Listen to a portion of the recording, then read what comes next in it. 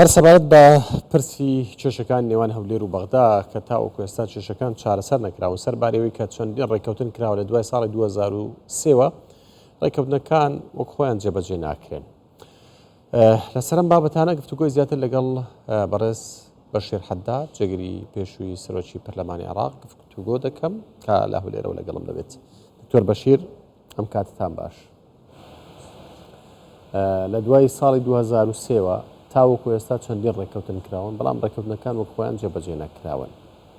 باشە ئەو کات بیانووەکە بوو لە دوای ساڵی 2014 کە حکوومەت هەرێمی کوردستان ئەو داوای کە لێ کراوە بڵێن جێبەجێ ناکات بۆ نمونە نەوت ڕادەستی بەغدا ناکات ئەوە نەوتیش ڕادەست کرا.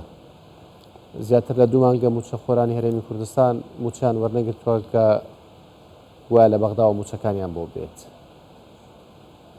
هۆکارەکان چین؟ ئێستا هیچ بیانوویەک نەماوە بۆیان بکەن. ئێستا چیتر ماوە بیکاتی حکوومەت هەرێم؟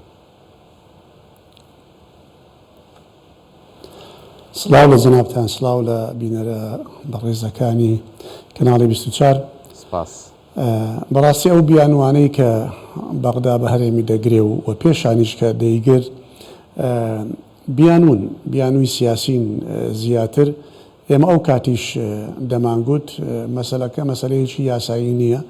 بیانوەکان بیانووی هونەری نین، بیانووی یاسایی نین، حتا ئەگەر هەموو ئەو شتانەی کە داوا دەکەن بە زیادەشەوە بیان دێ هێشتا هەر ئەوان شتی دیکە داوا دەکەن و شتی دیکە داوا دەکەن و بالفعل وابوو ڕاستی قسەکانمان و ڕاستی بۆ چوونەکانمان دەرکەوت. یعنی فەرموو ئێستاوە نەوت بەدەست هەرێمی کوردستانەوە نەماوە و داهاتی غەیرە نەوتیش وە تەسلیم دەکرێت و راپۆرتی دیوانی چاودێری دارایی فیدرالیش هات و هەمووی بە پەسەند دانا راپۆرتێکی باشی لە بەرژەوە هەرێمی کوردستان پێشکەش کرد و هەموو داتا و زانیارەکانی دراوەتێ. بەڵام تەماشا دەکەین لەو لاوەشتی دیکە دێتە پێشەوە. ئەم یاسای بودجەیان وا داڕشت کە وردە بیانوو لە دوای بیانوو بۆ هەرێمی کوردستان بێننەوە، هەر لە مەسلەی ئینفاق فعلی، هەر لە مەسلەی میزانی مراجعە، هەر لە مەسلەی حساباتی ختامی، هەر لە مەسلەی تەفسیری وشەی داهاتی نانەوتی، هەر لە شتانە ئیتر زۆر بەدواوە دێ. باوەڕ بکەن ڕۆژ بە دوور شتی بەدواوە دێ. لەبەرەوەی من ناچمە ناو تەفاسیلی مەسائلە ئابووری و داراییەکانەوە، ئیشی من نییە، کاری من نییە، کاری ینی کەسانی پسپۆری ئابووریە کە باس لەو بارەیە بکەن یان دارایی باسی لێوە بکەن. من لایەنە سیاسیەکە باس دەکەم. ئەمە شەڕ پێفرۆشتنێکی سیاسیە بە کورتی و بە کرمانجی. بەڕاستی ئەمان بەغدا شتێکیان کردووە و لی پەشیمانن نازانێ ئێستا چۆن بگەڕێنەوە سەر خاڵی پێشوو. دەستوورەی کە ئەوان بەڵێ لە چی؟ مەبەستت لەوەیە کە ئەوان لە ڕێککەوتنەکە پەشیمانن کە لە نێوان بۆ ئیدارەی دەوڵەت پێک هات، یعنی کە ئیدارەی دەوڵەت پێک هات ڕێککەوتنێک ئیمزاکەن نەکە لە ڕێککەوتنەکە نەک هەر لە ڕێککەوتنەکە باوەڕ بکە لە هەیکەلیەتی دامەزراندنی عێراقی نوێ پەشیمانن. لە دەستوورەکە پەشیمانن کە هەندێک مافی هەرێمی کوردستان داوە کە ئەویش جێبەجێ ناکرێ، لەو پەشیمانن. لە سیستەمی فیدرالی پەشیمانن. بۆیە ئێستا مامەڵەیەکی فیدرالی لەگەڵ هەرێم ناکە و ئێستا عێراق نەبووەتە وڵاتێکی فیدرالی. بەڕاستی نە حکوومەتەکەی فیدرالیە، نە دادگاکەی فیدرالیە، نە پەرلەمانەکەی فیدرالیە، نە سیاسەتەکەی کە دەیکا فیدرالیە. یعنی ئیمانیان و باوەڕیان بە عەقلیەتی فیدرالی و فرەیی نییە. بۆیە ئەوان عەقلیەتیان بە مەرکەزی هەیە. ئێستاش دەیانەوەکو وڵاتێکی سنترال مەرکەزی مامەڵە بکەن. هەرچەندە بەڕای من دەوڵەت نەماوە، دەوڵەت نییە، دەسەڵاتێکە کە حکم دەکە. ئەم دەسەڵاتە بەم شێوەیە بە زەبری هێز مامەڵەی خۆی دەکا و دەیەوێت ئەو فیدرالیەتی کە هەرێمی کوردستان وەریگرتووە دەیەوێت ئەوەشی لێ بسێنێتەوە و وەکو پارێزگایەک بەڵکو کەمتر لە پارێزگایەکیش مامەڵەی لەگەڵدا بکە. بۆیە مادەم ئەو ڕاستی و حەقایقانە دەزان بۆ هەموو جار دەچن لەگەڵیان حکوومەت پێکەهێنن. یعنی دەزانێت هیچ دیکە ڕێگایکی دیکەمان لەبەردەست نییە. ینی شتەکە خۆتۆ بەدەستە خۆت نییە. تۆ لە ناوچەیەک دەژی دەوروبەرت هەمووی نەیارە.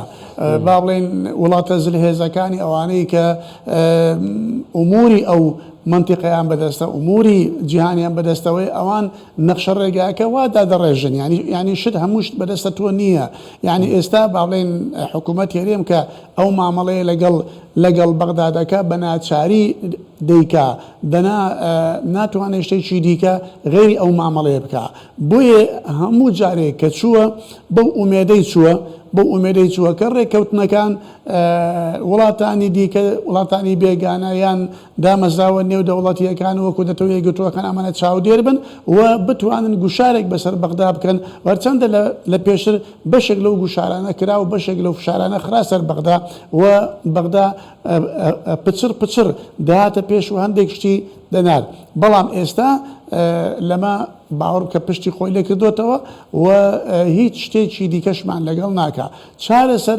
بەڕای من بابێنێ سەر چارەسەرەکە ئەنی شتەکە وا ڕۆیشتووە ئەم چارەسەر وایە خۆ تەماشا دەکەی نەک ئەو حکوومەتە خۆ ئێستا تۆ چەندین ڕێکەوتن کرد لەگەڵ ئەو حکوومەتە لەگەڵ حکوومەتەکەی کازمی کردت لەگەڵ حکوومەتەکەی عادل کرد لەگەڵ حکوومەتەکانی پێشووتر کردومانە بەڵام بەڵێ لەگەڵ عادل کردومانە بەڵام ڕێکەوتنەکان جێبەجێ ناکرێ دەزانی بۆ لەبەر ئەوە بڕیار لە بەغدا بەدەست حکوومەت نییە هەموو بڕیارەکەم بەدەست حکوومەتەکەەوە نییە بۆیە ئەو لایەنانەی کە لە دەرەوەی حکوومەتن ئەو لایەنانەی ئەو هێزانەی کە لە دەرەوەی حکوومەتن ئەوان هەژمونیان بەسەر حکوومەتەکە هەیە یان ئەو لایەنانەی کە حکوومەتەکە پێک دەهێنن ئەو لایەنانە کە حکوومەت دروست دەکەن حکوومەتیش بۆ خۆی ئەگەر کەسێک نەبێ کەوا پشتگیریەکی تەواوی بەهێزی لە پەرلەمان هەبێ ناتوانانی بڕیار بەدەست بێ حکوومەتی بەڕێز سوودانی حکوومەتێکی بەهێز نییە حکوومەتێکە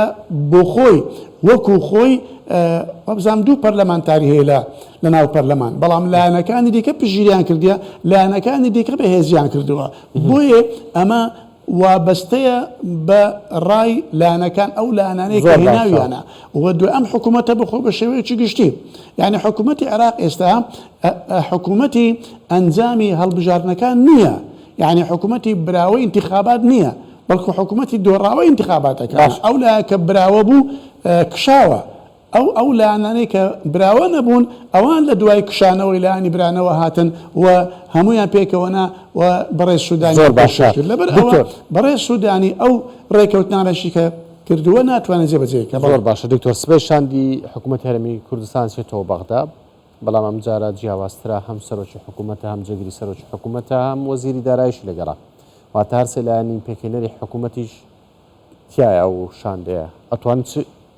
ئەتوان چ کاریگەریەک دروست بکەن لە بەغدا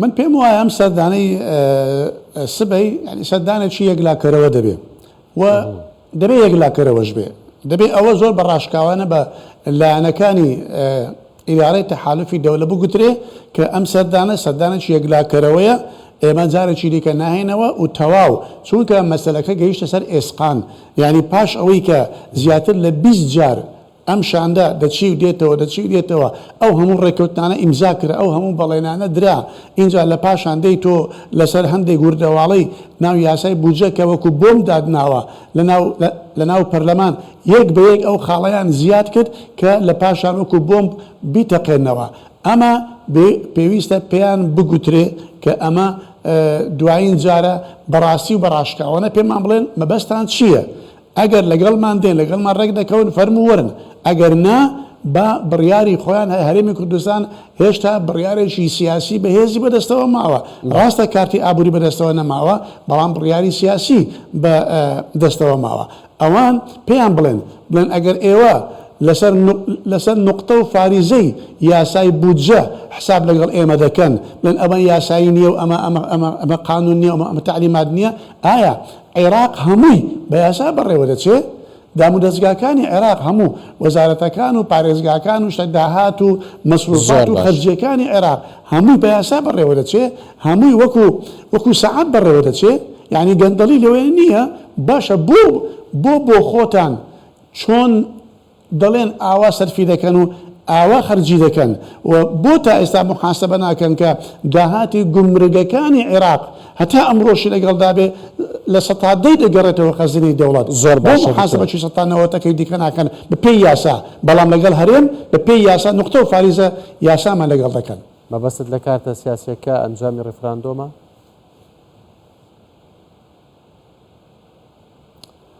ئیتر هەر شتێکی بێ ئەنجامی ڕێفراندۆم بێ یان هێشتا پێش ئەویش نەنا ئەو پێش ئەوی شەشتا کاتە بەدەستەوە ماوە کاتێک بەدەستەوەیەکەوە کشانەوەی لە حکوومەت بەڕاستی من پێم وایە بێ کورد ئەگەر بکشێتەوە لە حکوومەت بەتایبەتی ئەگەر کوردیش نەکشێتەوە هەموو پارتی بەتەنە بکشێتەوە من پێم وایە دیسان حکوومەتەکەی بەڕێز سوودانی ئیفلیس دەبێ و ئەم داخرانە ئەم ئینسیدادە سیاسیە کە پێش تەشکیلی حکوومەتی سوودانی بوو ساڵێکی خەیان لە عێراق دیسان ئەم ئیفلیزیە سیاسیە دەگەڕێتەوە و بارودۆخی سیاسی لە عێراق تێک دەچێت و تێکچوونی بارودۆخی سیاسیش لە عێراق نە لە بەرژەوەندی ئەمریکا نە لە بەرژەوەندی ئێرانە نە لە بەرژەوەندی لایەنەکانی تەحالوفی دەولەیە لە بەرژەوەندی هەمویان پێش بەرژەوەندی هەرێمی کوردستان ئەوەیە کە ئەو مەسەلەیە چارەسەر بکەن. سپاس بۆ دکتۆر بەشیر حەداد جێگری پێشووی سەرۆکی پەرلەمانی عێراق کە لە هەولێرەوە لەگەڵمان بووی. سپاس دکتۆر.